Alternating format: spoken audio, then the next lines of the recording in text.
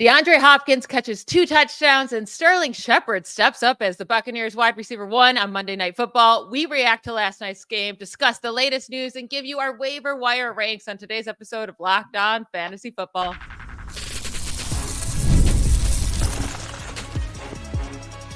You are Locked On Fantasy, your daily NFL fantasy podcast. Part of the Locked On Podcast Network, your team every day.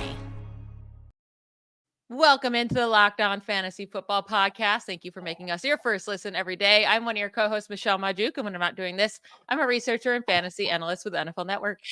I'm your other co-host, Vinnie Iyer, and I'm not doing this. I'm writing about NFL fantasy and betting for sportingnews.com. Today's episode is brought to you by Game Time. Download the Game Time app, create an account, and use code LOCKEDONNFL for $20 off your first purchase. We have waiver wire rankings to get to, as we always do on Tuesday. But also today was the trade deadline, and we got a little bit of news, not too crazy for fantasy impact, right? And then also we've been getting some injury related news as well. That's going to put a bit of a damper maybe on your fantasy lineups. But first, let's react to this Monday night game because DeAndre Hopkins becomes DeAndre Hopkins again. 8 for 86, 2 touchdowns. Travis Kelce has a day as well with 16 targets, 100 yards. Well, Xavier Worthy got you negative fantasy points if you started him after what should have been a walk-in touchdown to start the game. Well, we told you Patrick Mahomes might turn the corner here with this matchup, and it's a little bit tougher this week against Denver, but he owns Denver, and he's heated up a little bit, right? He's got Travis Kelce, 2 big games in a row. Kelce scored the previous week. He goes over 100, or at 100 yards this week. Then DeAndre Hopkins looks great, just downfield, natural, like he's played with Patrick Mahomes for a long time. So these are his guys, it looks like. Again, his guys have been changing every week, it seems like, based on injuries. But Kelce was always his guy. Now he's rolling. Now you've got another veteran who can get himself open, and DeAndre Hopkins. He's just a smooth route runner, great hands, and he's looking like the best so far of the trade pickups. We talked so much about Devontae Adams. He had the one big game. Amari Cooper's been hurt, and he's hurt again with the wrist injury. Deontay Johnson buried on the Ravens depth chart. We'll see what happens with Mike Williams now playing opposite George Pickens in Pittsburgh, but Hopkins, I think, is going to have fine value going forward. I mean, he just looks so good, and seems like he just turned back the clock because he was just happy to play with Patrick Mahomes, and he's going to get open a lot with Travis Kelce drawing a lot of attention as well. They both were able to go off in the same game. Yeah, it was great to see. Now, it was against the Buccaneers, so, I'm going to move Patrick Mahomes back down my rankings. He was up this week. He's going to go back down. Hopkins isn't going to score 2 touchdowns every week, but it was good to see. Now, on the other side, it felt like Sterling Shepard did way more than what his box score says. It's just 4 receptions for 48 yards, but he really felt like that go-to guy for Baker Mayfield besides Cade Otton. It was a tougher matchup against the Chiefs. Baker still got it done enough for fantasy, but I do think Sterling Shepard could have a big role in this offense, even when Mike Evans comes back. Because remember, Chris Godwin's not coming back. Sterling Shepard's a good wide receiver as long as he can stay healthy. That's been his entire issue his whole career. Yeah, and look, Baker Mayfield's still chucking out there. Real credit to Liam Cohen, the offensive coordinator. He's got Cade Otton now as the centerpiece without Evans and Godwin, and Evans returns, and all of a sudden it's not too bad, right? Godwin is gone. They still have what Shepard can do. They have Otton. I mean, they had some plays from Trey Palmer in the game. They had some plays downfield from other guys that were really contributing here. So Baker Mayfield, we thought he might miss a beat in fantasy, but he's kept putting up the numbers, and I think he's going to be in store for a big game going back and forth with Brock Purdy and the 49ers here at home. So I'm looking forward to that. That could be a very nice, high-scoring affair. So maybe don't give up on Baker Mayfield as a QB1 just yet. Yeah, definitely don't, because after the bye, his schedule is fantastic.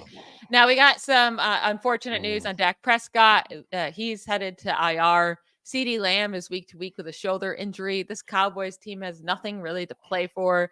Besides, they're just going to want to keep their guys healthy, so I don't think they're going to rush back CeeDee Lamb or Dak Prescott, and that's why they put him on IR. So Cooper Rush is, you would think they're going to start him. They do also have Trey Lance on the roster, but even when Lamb does come back, it is unfortunate that he won't have Dak Prescott.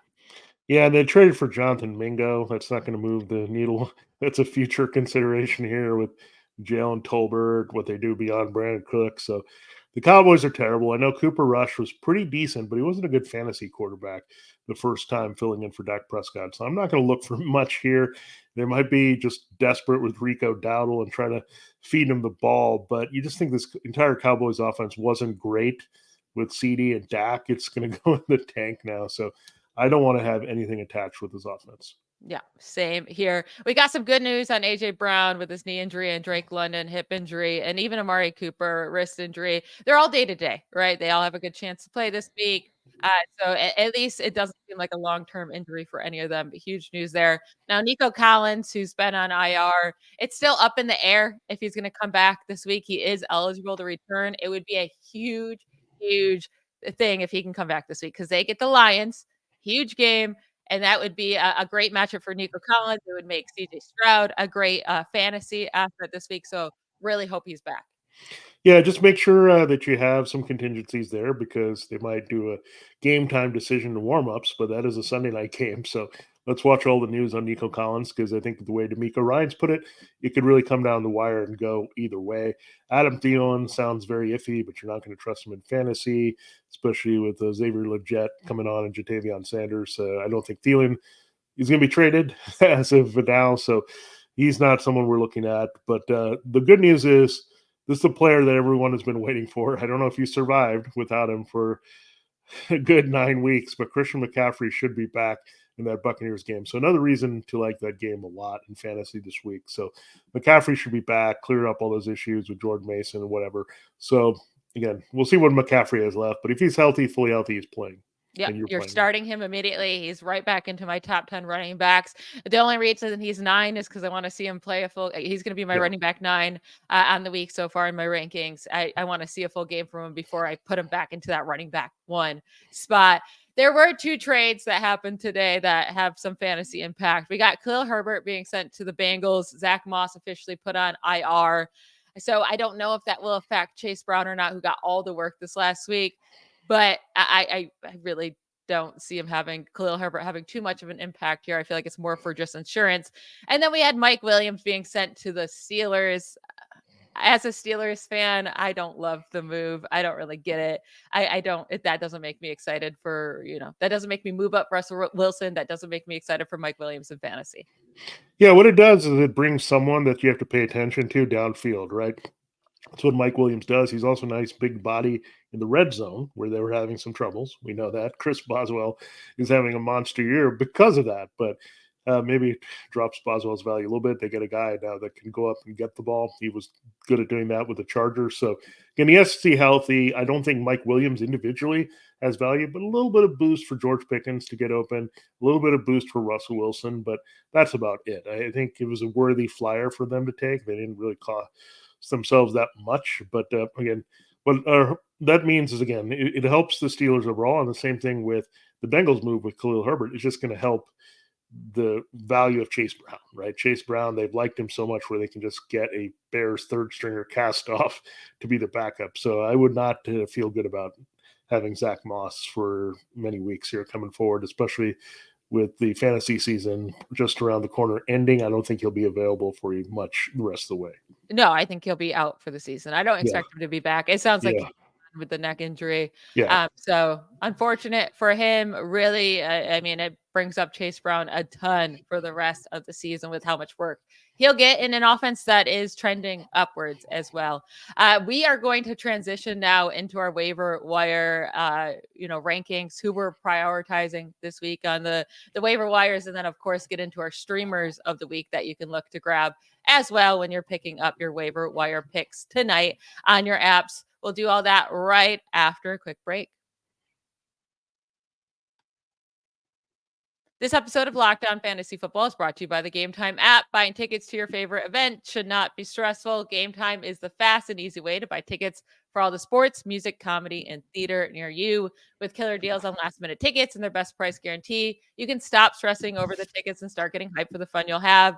It's the fastest ticketing app in the country for a reason. You get a panorama view of your seat before you buy, so you know exactly what to expect when you arrive. You get to buy tickets in a matter of seconds, 2 taps, and you're set. And then they have the best ticket coverage in the business in case anything goes wrong. They have 24-hour return guarantees, event cancellation protection, and even job loss assurance. You get to take the worries and the guessing work out of buying tickets with Game Time. All you have to do is download the Game Time app, create an account, and use code LOCKEDONNFL for $20 off your first purchase. Terms to apply. Again, create an account and redeem code LOCKEDONNFL, LOCKEDON NFL for $20 off. Download Game Time today. What time is it? Game Time. This episode of Locked On Fantasy Football is also brought to you by FanDuel Sportsbook, America's #1 sportsbook. Get ready to tackle the NFL action in the second half with FanDuel, because right now new customers can bet $5 and get $150 in bonus bets if you win. The FanDuel Sportsbook app gives you everything you need to place live bets on the NFL all in one place. So when you get a hunch in the middle of a game, you can check out the latest stats, view live play-by-play, and so much more on the same page where you place your bets. All you have to do is visit FanDuel.com. Just visit FanDuel.com to join today. All you do is get started with $150 in bonus bets if you win your first $5 bet. That's only at FanDuel.com. Never waste a hunch and make every moment more with FanDuel, an official sportsbook partner of the NFL. All right, Michelle, it is time to dive into some of the waiver wire priorities. These are the players that we're looking at to give us most short and long-term help. Let's start with two guys, two coming off a bye. Jaylen Warren with the Steelers, looking like getting a bigger role here behind Najee Harris, and a decent matchup this week against the Commanders. It's not a smash matchup, but still he's getting good usage. And Juwan Jennings with Brandon Ayuk out, he should be healthy enough to return for the 49ers. So these are two of the teams you track the most. Michelle, these are the two teams you track the most. What do you feel about these moves here to add these guys? Yeah, and these are really just players to check on. They're probably rostered, right? They're rostered in about half of leagues, but a lot of leagues at this point that they're not rostered in are probably not super, engaged. So just check for them if they're out there, especially after the bye or after they haven't done much as of late. Grab them, especially with Jaylen Warren. There's not a lot of running backs available that can give you, there's a lot of handcuffs you can pick up, and not a lot of guys that can give you value, standalone value without their guy ahead of them getting injured. The Steelers' upcoming schedule is the most brutal thing ever. 6 divisional opponents, and then the other 3 are against the Eagles, the Commanders, and the Chiefs. They're going to have to put up points. They're going to have to throw the ball. Jaylen Warren can catch a lot of balls. Yeah, I like that. And then Jennings, we'll have to see. It's week to week with the matchups, but this matchup is really good against the Buccaneers secondary, who gives up a lot to everybody. You'd think this is a good spot for all their pass catchers with Brock Purdy in a high-scoring affair this week. So Jennings definitely can be streamed for you at wide receiver. This is your mid-season handcuff reminder. If you have a rookie that is a clear-cut guy that's looking as good as a number 2, you got to go get him. So if you got James Cook and Ray Davis is out there, go get him. Protect yourself for the stretch run. If you've got James Conner, and he's been awesome, go get Trey Benson, not Amari DeMarcado, as the backup that you can look at there. And then finally, of course, the straight backup for Kyren Williams is Blake Corum. So make sure you tidy all that up here as well. An important programming reminder here for the second half of the season. Handcuff the guys you can, protect your investments. Yeah, I mean, especially if you have Kyren Williams, the amount of work he's getting, and if he goes down, it's going to go right to Blake Corum, and he could be a league winner. So make sure you have that insurance. And then same thing with Ray Davis, 100%. Yeah. Trey Benson, it could be a little bit iffy if it's with Amari DeMarcado or not, but the Blake Corum and Ray Davis would be league winners if either James Cook or Kyren Williams goes down. Now, talking about guys that can help you right now, right? If you need a wide receiver, you're dealing with injuries, there's some options out there. You got Xavier Legette, who's been a lot more involved and has been getting touchdowns. Really, that's where his points are coming from, are the touchdowns. Demarcus Robinson, who scored 4 receiving touchdowns over the last 2 weeks. Quentin Johnson, who's that big play guy that keeps, can get that long touchdown with Justin Herbert. Or you got Sterling Shepard, who's looking like the wide receiver 1 for the Buccaneers. Ricky Pearsall for the 49ers, or maybe even Jalen Tolbert with CeeDee Lamb going to be out, but with Cooper Rush. Which of those guys interests you most to pick up this week, Vinny? Yeah, I think it's just Quentin Johnson, because the way Justin Herbert is playing now. I just like his big playability. He's getting decent volume, right? I think they really want to make Johnston and Ladd McConkey the main guys and Josh Palmer be the deep threat. I think that's kind of the ideal situation here for the Chargers. They get the Titans this week, so it's a beatable matchup, especially if some of the coverage goes inside to McConkey's. But these young receivers are starting to come through, kind of feeling it in this Greg Roman offense. So I would go there. Then I'm kind of interested in Leggett going forward, right? With Deontay Johnson gone, I think Adam Thielen's return could actually help Leggett get a little bit open. So I like the talent, and they're playing the Giants this week, so that's a good option. And then if I was going to go from there, I'd say Demarcus Robinson, still making big plays as a deep threat. And then I go probably Shepard and Pearsall for this fill-in gaps, right, if you have them. But I don't know if I would go after either of those to play this week in the same game. No, I'm not interested in Pearsall for the 49ers, especially with Juwan Jennings coming back. They still have Debo. They still have George Kittle. Now Christian McCaffrey's back. Like, too many options. Ricky Pearsall's not going to be the steep threat either. So he's going to need too many targets, too many receptions to be a consistent fantasy scorer. And I just don't see that possibility from him. I'm with you. It's Quentin Johnston for me. Also, the next 3 games for the Chargers, the Titans, the Bengals, and the Ravens. So he could put up some big numbers there. The Chargers will, be throwing for once, and that will be nice. And like you said, Herbert has been playing extremely well.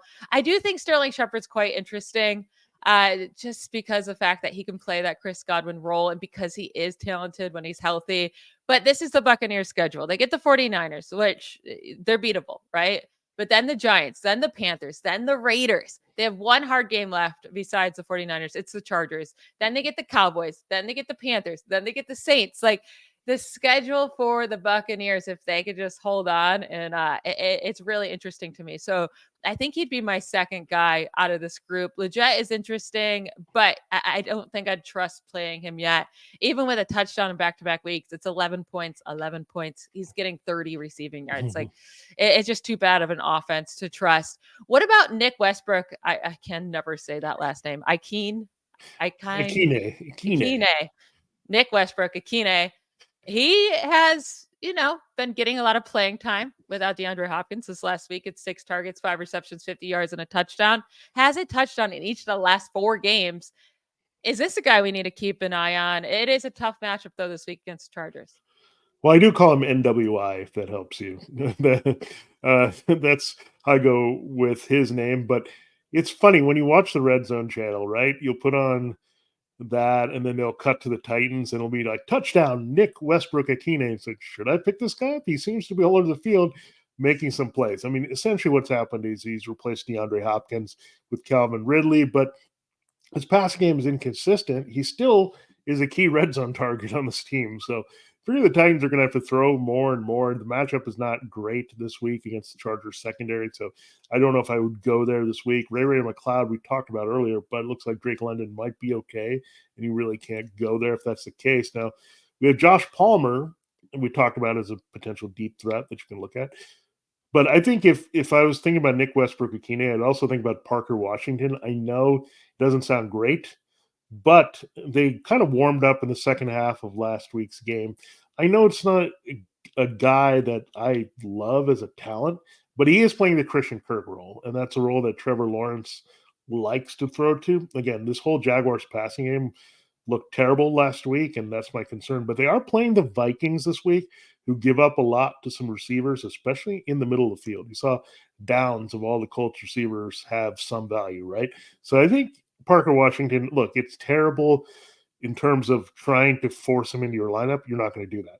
But if you're desperate in a PPR league, Parker Washington could give you some help. I'm not saying go after him, but these are the fringiest options. You want to go to those first tier wide receivers first. Yeah, I completely have no interest in Parker Washington. That Doug Peterson came out and said that they couldn't get the ball out of Brian Thomas in this hard matchup against the Eagles because they're bracketing him. They're bracketing Brian Thomas Jr. and Parker Washington still could come up with 3 receptions for 41 yards. Like, no, it's not exciting. I didn't say it was exciting, but if you're desperate, you could put me out there and I could put up more than 5 fantasy points. No, I'm not doing that. Jalen Tolbert, I think, would be your desperate play over a Parker Washington. It's with Cooper Rush, but he could be the Cowboys wide receiver 1. Again, though, in a hard matchup against the Eagles this week. We're going to get into the best streamer quarterbacks, tight ends, and defensive players of the week to finish out today's show.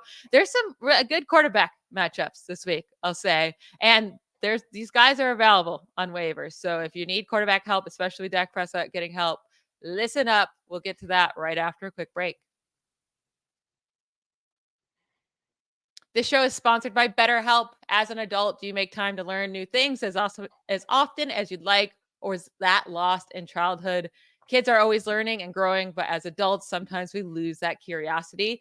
Therapy can help you reconnect with your sense of wonder because your back to school era can come at any age. I know therapy for me gave me back the confidence, really got me excited and confident to start up my own podcast and to start up my own football brand. And that's what got me in my position at NFL Network and doing this podcast here. Without therapy, I would not be where I am today. I'm really, really grateful for it. And it was all online. So if you're thinking of starting therapy, give BetterHelp a try. It's entirely online, designed to be convenient, flexible, and suited to your schedule. Just fill out a brief questionnaire to get matched with a licensed therapist, and you don't have to stress because you can switch therapists anytime for no additional charge. Visit betterhelp.com/lockedon today to get 10% off your first month. That's BetterHelp, HELP.com/lockedon. Give online therapy a try and get on your way to being your best self. Let's start with these streaming quarterbacks of the week. If you're struggling at quarterback, maybe you have Kyler Murray even too, right? Who scored 4 points this week. His schedule becomes much nicer after this week, but against the Jets, you might not want to play him. There are options out there like Justin Herbert against the Titans or Daniel Jones against the Panthers. The Panthers are such an easy defense. If you had to choose one, Vinny, would you go with Justin Herbert against the Titans or Daniel Jones against the Panthers? Yeah, that's a tough one. I mean, the only reason I would go with Daniel Jones is he's going to have to compile a little bit more, where Justin Herbert could be an easy day at the office if his defense kind of dominates. And Daniel Jones, like the key to him unlocking a good fantasy day is just taking off and running. When he runs and that happens and he gets Malik Neighbors more involved, which he got only to a limited degree last week and still produced, he's just so hard to trust up and down. He wasn't very good at home until last week. I guess this is considered to be a road game because they're playing in Germany. So there's nothing scary about this Panthers defense. And I think they should get Malik Neighbors unlocked. So just kind of look at it that way. Can they get Neighbors going? Could they get Theo Johnson making some plays? Could they get the other receivers involved? Yeah. Then you say, yes, there's a chance here for Daniel Jones. So I do like Daniel Jones, particularly for this week. I think Justin Herbert is a keeper for this week and beyond that he should be rostered now. Now, another guy I think should be rostered, I hate to say it, but it's Aaron Rodgers. And he's had actually 3 out of the last 4 have been pretty good games in terms of multiple touchdowns. And he did seem to heat up a little bit. I know they made crazy catches, but Garrett Wilson and Devontae Adams are on the other side of his balls. And they get the Cardinals this week, who in the top 12 in points allowed to quarterbacks, not to Caleb Williams last week, but the Jets have much more dangerous receivers and more consistent receivers now. So I think Rodgers is not a bad streamer. I think he's also a pretty good backup to have down the stretch, much like Herbert. Yeah, I'm with you that Herbert, if you're looking for a guy long-term, he's your guy over Daniel Jones. But Daniel Jones this week, I'm going to have him ranked as a top 12 guy. He scored 24 points last week and he had 0 passing yards in the first half.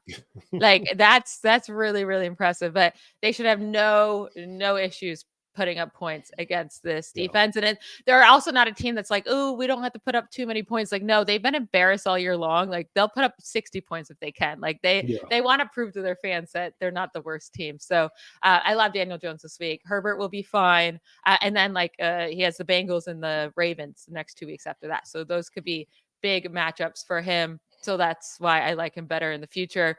Aaron Rodgers, fine. Like if you're completely desperate, but I don't trust him. Now, moving on to tight ends, we got Theo Johnson, who you just talked about with the Panthers, or Jatavian Sanders against the Giants. So 2 rookie tight ends that are coming along in the same game. Theo Johnson had 51 yards and a touchdown last week. And then JT Sanders had a career high 87 receiving yards last week. But Theo Johnson's matchup is so much better than Jatavian Sanders. Yeah, if I had to pick one and for some upside, I would go Theo Johnson because he did score the touchdown last week. We saw Jatavian Sanders. We were on him like 2 weeks ago after he had his first big game, and then he disappeared. So it's a little bit more fickle. But I think Theo Johnson might be here to stay a little bit. They wanted to get him going a bit with Daniel Jones. And it helped him get back in the game against the Commanders. So I think he's going to be more involved now. And the interesting guy that's still out there in a lot of leagues is Hunter Henry, so check for him. They get the Bears this week. They allowed a rushing touchdown to Trey McBride last week, so you can throw to the tight end against the Bears. Then some leagues, this guy might be eligible at quarterback still. I think in Yahoo he definitely is. Taysom Hill, he had 2 touchdowns against the Falcons the first time.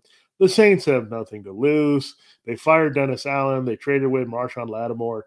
They've got nothing to lose. Why not put in Taysom Hill in a game? Spark your team. He's a Falcons killer.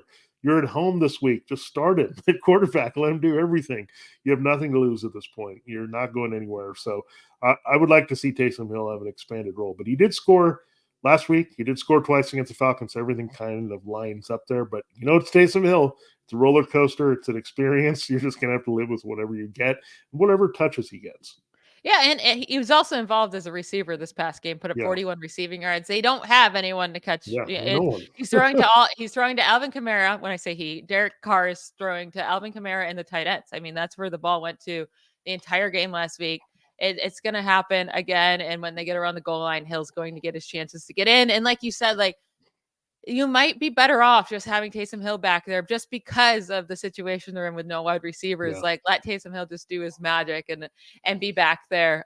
So if he gets to throw it all or be quarterback, that would be huge in your tight end role. And yeah, you brought up Hunter Henry. If he's available, he should not be, but I don't think he's available if you listen to us on a regular because we've been telling you to pick him up. He's been consistent with Drake May. It's not like a huge ceiling, but he's been consistent. That's all you can ask for. So Hunter Henry would be top notch here at tight end. Besides, I will say, Mike Gesicki, if T. Higgins is still out. So we don't know yet if T. Higgins is going to play on Thursday. They play Thursday night. But Mike Gesicki against the Ravens, if T. Higgins is out, is a top tier option. He has been whenever T. Higgins is out, but 100 yards, 2 receptions this last week. In week 2, when he was out, 91 yards, 7 receptions. In week 8, he had 73 yards and 7 receptions. He gets it done when T. Higgins is out. And plus, their rookie tight end that was stealing some snaps, Eric All, tore his ACL. So Gesicki should be out on the field even more. Yeah, I don't expect T. Higgins to play. I mean, again, we know that he gets tweaked and he usually doesn't play right away, and it's a short week, right? They're playing on Thursday. He didn't practice. I think it was an estimated, but still no practice with the quad early in the week. So I don't expect him to be out there. So, and the Ravens have been pretty giving against the tight ends. They kind of leave the middle of the field open. And if they get ahead, they're going to let Mike Gesicki work the middle of the field all they want and take Jamar Chase out of the game. So I think that's what you'll see. And again, this is a high-scoring affair. It's got the highest total of the week. You want to try to get in all the Ravens and Bengals you can, I think. So if Gesicki is there with Chase as the second target, you got to go for it with a red-hot Joe Burrow. There's no question about it. Absolutely. And then to finish off here with some streaming defenses, you got the Falcons versus the Saints. Like we brought up, they don't have any weapons right now, and Derek Carr is going to throw interceptions and make mistakes. You got the Eagles against the Cowboys with Cooper Rush back there, but the Eagles have just been a pretty good defense as of late. They've done better, yeah. Yeah. The Giants against the Panthers. Maybe even the Panthers against the Giants, but really it's the Giants versus the Panthers that you feel better about. And then the Rams possibly against the Dolphins. I don't feel great about that one, but Falcons, Eagles, Giants, which is your favorite there? Yeah, I think I'm not going to really mess with it too much and just say the safest. I feel like I'm worried about the Saints playing Taysom Hill and screwing over the Falcons, but I think the Giants are the safest there, and then the Eagles next because the Eagles are on the road this week, and I don't know, that sometimes can limit a defense, but it's still an upside defense. You can play it, a readily available defense. Now, I did put in the Rams there, Michelle. That was my doing because the Rams have actually snuck up to the defense special teams 11 on the season. The Chargers have shot way up in recent weeks, but the Rams are starting to get some returns from those young guys, Jared Verse and Braden Fisk, and they made some interceptions last week of Geno Smith. They've had really their 3 best games in the last 4 weeks. So this defense is on the uptick, and the Dolphins offense, I mean, it's Devon Achane and then a lot of Tua taking some hits. So I could see Tua having an ugly game in that if kind of the Rams use Kyron Williams to get up. So maybe some sacks and picks. And I always, this is a sneaky thing, I always like playing those defenses at home that are emotional in prime time, right? They tend to be pumped up come out, fly out a little bit more. We saw it with the Jets against the Texans last week. It tends to happen a lot in this league where the defense is at home, especially if they're unheralded a little bit, and will come out and play better. Now, the Rams did just trade Tre'Davious White while we were on this podcast. Does that change it at all? They traded him to the Ravens. Oh, no, I think I'm playing the Rams more so for the sack potential and the Okay. pressure and what they can get on Tua. I know Tua gets the ball out quickly, and they're not as giving as an offense with him in there. But I just see this game as being high volume and Tua making a mistake. The young secondary, I think they could afford to move Tre'Davious White because of the way they're playing. So, again, Rams rising defense. They were terrible early in the season, but now I think they're decent. And, again, they've cracked the top 12 at this position. Yeah. And then the Giants, I think, are also a good matchup here. I think They'll that'd get be my sacks, number one yeah. because of the sacks for Yeah. sure. And they're gonna force Bryce Young into some issues. That is it for today's episode. We want to thank you all for making Locked On Fantasy Football your first listen every day. Make sure to hit that subscribe button on YouTube. Give us a like on whatever podcast app that you're listening to. Leave us a review. That would be greatly appreciated. We will talk to you tomorrow. We're going to dig into our rankings starting tomorrow. Don't miss it. Bye, y'all.